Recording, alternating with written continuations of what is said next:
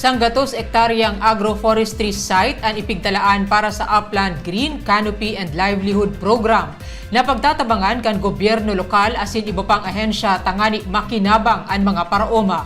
May report si Joel Sulina. At nagagunyan. Pahiwason asin mas dakul ang makinabang na mga farmers bilang kabuhayan ang katuyuan kang Urban Agroforestry Initiatives kang gobyerno lokal kang Naga. Katuwang digdi ang iba pa mga line agencies, akadem asin ang DENR na inapod bilang Naga Upland Green Canopy and Livelihood Program.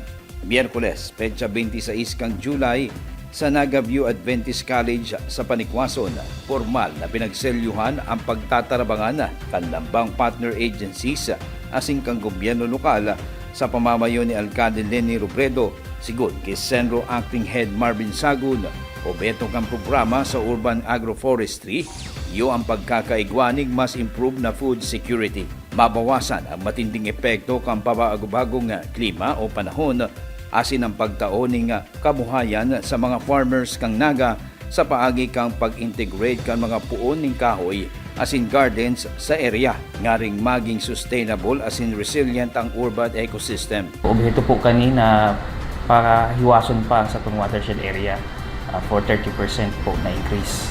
So target ta si mga farm lot owners dyan sa Upland Barangay na makonvert ta si open farming nila into agroforestry sites.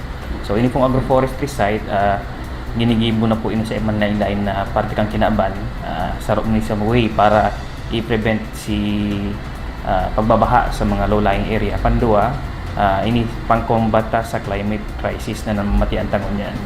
Katuyuhan man kaini na maibalik ang mga kagubatan sa mga kabukidan kasabay ang pagkakaigwaning kabuhayan ka mga local farmers sa upper barangays sa paagiman kan pag-aataman ninda ni mga puuning kahoy na nagbubunga, siring kang pagtanaw ni mga puuning niyog, asin mga climate resilient crops. Total na sanggatos na hektaryas ning mga kadagaan ang na-identify kan Senro asin kan DENR katuwang andara para man sa agroforestry sites. Si pinaka-objective kani kaya nga itong expansion ng watershed. At the same time, makaprovide kita ng livelihood sa community.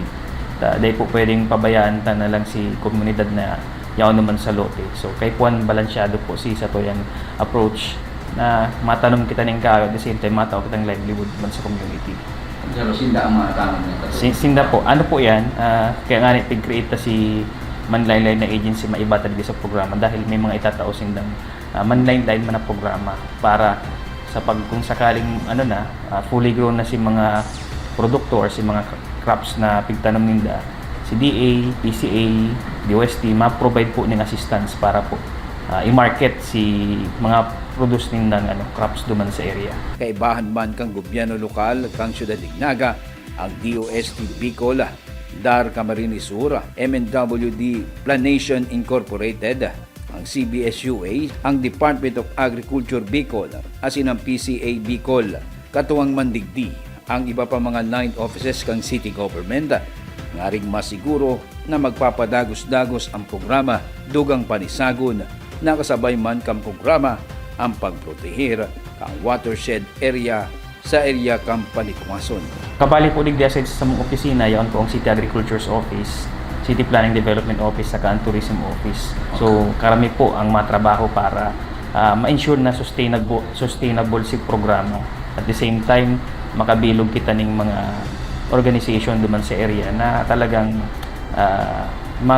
may igwang magiging income para sa farmers. Para sa mga farmers mainggan yung mas padakulon pa si area. At the same time, dahil nasinda magduwa-duwang isip na ipabakal si mga latayo. Kaya sinangyayari ngunyan, dahil nga maanasindang farmers na masunod sa inda, nakukumbinsi sila minsan na ipabakal na lang si lote. So, naging implication kaya si lote nakukonvert sa other use, nagiging commercial. So, yan ang binabantayan tango niya na ma-develop na maray si Upland Barangay. Pag na-develop kayong marayan, so ang magiging problema kaya hindi sa lowland area na bahaon kita pero.